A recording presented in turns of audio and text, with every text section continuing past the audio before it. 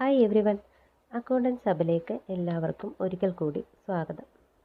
ഇന്നലെ നമ്മൾ പഠിച്ച കാര്യം എന്താണ് അക്കൗണ്ടിങ് എന്നാണ്.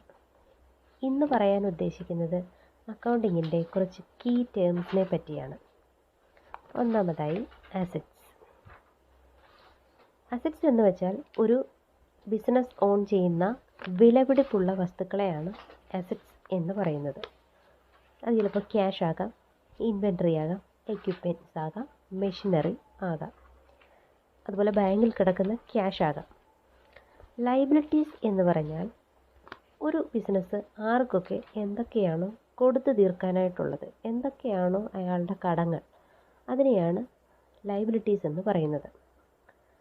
അതേപോലെ തന്നെ ഇക്വിറ്റി. ഇക്വിറ്റി എന്ന് പറഞ്ഞു കഴിഞ്ഞാൽ ഒരു ഓണർ അയാളുടെ ബിസിനസ്സിലേക്ക് കൊണ്ടുവന്നിട്ടുള്ള ക്യാപിറ്റൽ, അതുപോലെ അയാൾ കമ്പനി സ്വന്തമായിട്ടുണ്ടാക്കിയ ഏർണിങ്സ്, റീറ്റെയിൻഡ് ഏർണിങ്സ്, ഇതിനെയൊക്കെയാണ് ഇക്വിറ്റി എന്ന് പറയുന്നത്. അതേപോലെ റവന്യൂ. റവന്യൂ എന്ന് പറഞ്ഞാൽ ബിസിനസ്സിലേക്ക് കൊണ്ടുവന്നിരിക്കുന്ന ഇൻകംസ് എന്തൊക്കെയാണോ അതിനെയെല്ലാം റവന്യൂ എന്നാണ് പേരിട്ട് വിളിക്കുന്നത്. അത് ചിലപ്പോൾ പ്രോഡക്റ്റ് വിൽക്കുന്നതിൽ നിന്നാവാം കിട്ടുന്നത്, അല്ലെന്നുണ്ടെങ്കിൽ അവർക്കൊരു സർവീസ് വിൽക്കുന്നതിൽ നിന്നാവാം റവന്യൂ ഉണ്ടാകുന്നത്. എക്സ്പെൻസ് നമുക്ക് എല്ലാവർക്കും അറിയാവുന്ന പോലെ നമ്മുടെ ഡേ ടു ഡേ ലൈഫിൽ എന്തൊക്കെയാണ് എക്സ്പെൻസ് ഉണ്ടാകുന്നത്, അതേപോലെ തന്നെ ഒരു ബിസിനസ്സിൽ പല വിധത്തിലുള്ള എക്സ്പെൻസുകൾ ഉണ്ടാവാറുണ്ട്. അത് റെൻ്റാവാം, യൂട്ടിലിറ്റീസ് ആവാം, സാലറി കൊടുത്തതാവാം, ഡിസ്കൗണ്ട് കൊടുത്തതാവാം, അങ്ങനെ പലതുമാവാം. അതേപോലെ തന്നെ ഒന്നാണ് പ്രോഫിറ്റ് ആൻഡ് ലോസ്.